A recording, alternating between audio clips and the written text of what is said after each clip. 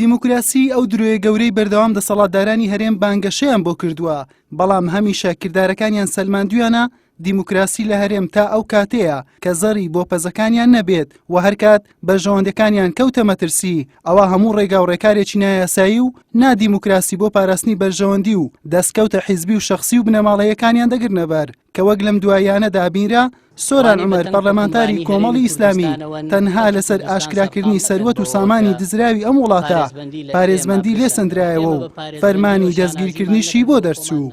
ئەم پرسەر لە هەرێمی کوردستان بەهۆی ئەوەی کە لایەنە سەرەکیەکان هەتا ئێستا ناکۆکن ناتوانین ناوی برێن سیستەمی حکومڕانی لە هەرێمی کوردستان دیموکراسیە.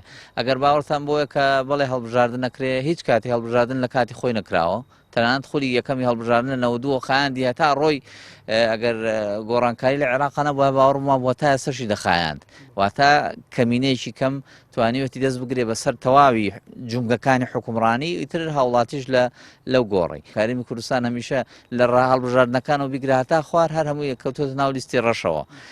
سەبارەت بە پرسەکانی گەندەڵی لە حکومڕانی بەهۆی مانەوەی زۆری ئەمان لە دەسەڵات و لێرە دەسەڵات دەسا و دەستکردنی تا ڕوونادا گۆڕینی دەموچاوەکان دروستە بێ، ئەو پێ ناوترێ دیموکراسی. ئەم مۆدێلی کە لە وڵاتانی ڕۆژاوە وەرگیراوە باوەڕم وایە زۆر بە ناشرینیەکانی هاتۆ بۆ ئێرە لایەنە جوانیەکانی تا ئێستا ئێمە نەماندیوە، نازانین وەکو هاوڵاتی چۆنە. بۆیە بە دڵنیاییەوە ئەم مۆدێلی حکومڕانی هەرێمی کوردستان چونکە لە دەور و بەرەکەشی وایە باوەڕ ناکەم لەوان باشتر بێگە خراپتر نەبێت.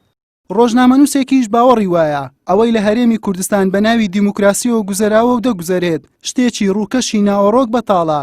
دەشڵێت دەسەڵاتدارانی هەرێم باوەڕیان بە دیموکراسی نییە، بەڵام بۆ پاراستن و پارەپێدانیان لەلایەن خۆرئاواییەکانەوە دروشمەکانی دیموکراسی و مافی ئافرەتان دەڵێنەوە. ئەمەی کە لە هەرێمی کوردستان بە ناوی دیموکراسیەت گوزەراوە و دەگوزەرێ شتێکی ڕووکەشی ناوەخن بەتاڵە. هەموو ئەوە بۆ ئەوەیە چونکە خۆرئاوا لە 1990ەوە بە قەراری 688 کوردەکان دەپارێزێ. ئەگەر لەبەر ئەوە نەبایە و لەبەر ئەوە نەبایە کە خۆرئاوایەکان لەو وڵاتانەی کە باسی دیموکراسی و مافی مرۆڤ و کۆمەڵگای مەدەنی و ئازادی و کرانەوە و ئازادی ئافرەت و ئەمانە دەکرێت پارە سەرف دەکەن و دیێن بۆ ئەوێەوە پارێزگاری لە ئەمانە لەم جۆرە دەسەڵاتدانە دەکەن. باوەڕ بکە هەرێمی کوردستان لە هەرێمی کوردستان دەسەڵاتدارێتی هەرێمی کوردستان قەت باسی ئەمانەی هەر نەدەکرد. بۆیە لە مەبدە ئەوە باوەڕیان بە مەسەلەی دیموکراسیەت و چەمکی دیموکراسیەت و کللتوری دیموکراسیەت و دەساودەستی دەسەڵات نیە.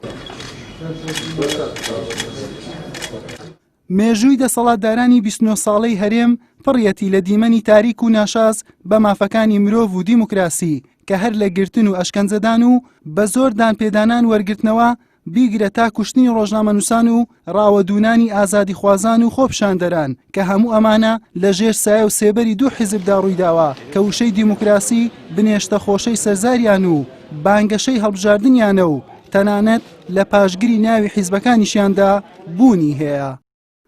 حوسێن محەممەد کەناڵی ئاسمانی پێیام هەولێر.